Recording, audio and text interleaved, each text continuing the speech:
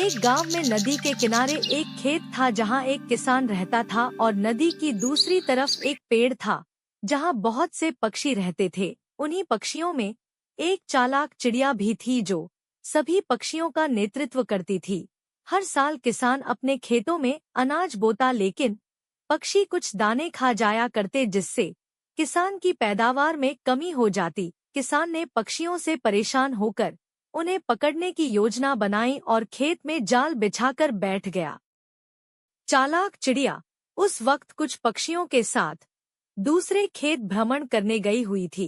किसान ने जाल के बीच में अनाज के दाने डाल दिए थे जिसे खाने के चक्कर में वहां मौजूद पक्षी एक एक करके फंसते चले जा रहे थे। देखते ही देखते वह अपनी चाल में कामयाब होने लगा। किसान ने खेत के आसपास के ज्यादातर पक्षियों को अपनी टोकरी में कैद कर लिया और बदले की भावना से उसने सभी पक्षियों को गांव से कोसों दूर ले जाकर एक जंगल में छोड़ दिया और वापस आकर अपने खेतों में फसल बोने लगा। चालाक चिड़िया अपने साथी पक्षियों के अचानक गायब हो जाने से चिंतित थी। चिड़िया ने अपने मीठे स्वर से जोर जोर से आवाज लगाना शुरू कर दिया।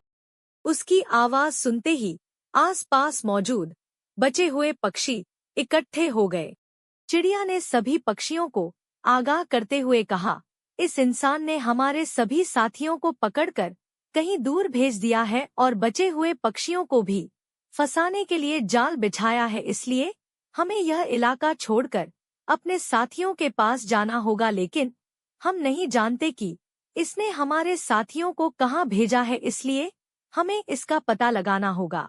चालाक चिड़िया ने कुछ पक्षियों को किसान के जाल में फंसने के लिए जानबूझकर भेज दिया और जैसे ही किसान उन्हें अपनी टोकरी में डालकर ले जाने लगा, चालाक चिड़िया भी बाकी पक्षियों के साथ उसके पीछे पीछे उड़ने लगी। किसान अपनी मोटरसाइकिल से उसी जंगल पहुंचता है जहां वह पहले भी पक्षियों को छोड़ने आया था। यहां पहुंचते ही वह अपनी टोकरी खोल देता है। टोकरी खुलते ही कैद पक्षी हवा में उड़ने लगते हैं। चालाक चिड़िया को हवा में उड़ रहे पक्षी पहचान लेते हैं और उसके पास आकर उड़ने लगते हैं। जंगल में पहले से मौजूद पक्षी चालाक चिड़िया से बताते हैं कि उन्हें इस जंगल में बहुत अच्छा लग रहा है और यहाँ खाने की भी कोई कमी नहीं है। चालाक चिड़िया अपने साथियों से मिलकर बहुत खुश थी। उसने तय किया कि अब वह किसान के खेत पर वापस लौटकर कभी नहीं जाएगी और अगले ही पल चिड़िया अपने दोस्तों के साथ जंगल की हरियाली के बीचों बीच फुदकने लगी। किसान सारे पक्षियों को जंगल भेजकर बहुत खुश था। उसे लग रहा था कि अब उसकी फसल को कोई नुकसान नहीं पहुंचाएगा, लेकिन उसका भ्रम टूट गया जब उसने अपनी फसल की पैदावार देखी। फसलों को कीड़ों ने नष्ट कर दिया था। किसान को कुछ समझ में ही नहीं रहा था, क्योंकि इस बार उसकी फसल हर बार से ज्यादा बर्बाद हुई थी।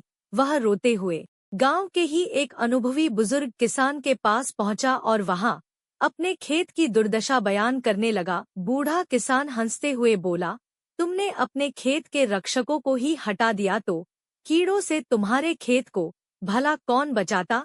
किसान ने रोते हुए कहा, मैं आपकी बात समझा नहीं। तभी बुजुर्ग किसान ने उसे समझाते हुए कहा कि इस प्रकृति में मौजूद पशु पक्षी, जीव जंतु मानवीय तंत्र को जीवित रखने के लिए अनिवार्य हैं। जिन पक्षियों को तुमने कैद करके अपने खेत से दूर भेज दिया, वही पक्षी तुम्हारी फसलों को कीड़ों से बचाते थे। तुमने पक्षियों को खेत से हटाकर प्रकृति का नियम तोड़ा है, जिसकी सजा तो तुम्हें मिलनी ही थी। अब तुम्हारा एक ही प्रायश्चित है, दोबारा पक्षियों को बुलाने के लिए अपने खेत में कुछ फलों के पेड़ लगाओ, जिससे पक्षी पुनः तुम्हारे खेत के आसपास पहुंच सके और आगे से कीड़ों से तुम्हारे फसलों की सुरक्षा हो सके। किसान को अपनी मूर्खता से बहुत पछतावा हो रहा था। वह जंगल से सभी पक्षी तो वापस नहीं ला सकता, लेकिन उसने अपने खेत के आसपास पक्षियों के लिए कई घोंसलों का निर्माण कर दिया और पक्षियों के आने का इंतजार करने लगा। इसी के साथ यह कहानी खत्म हो जाती है।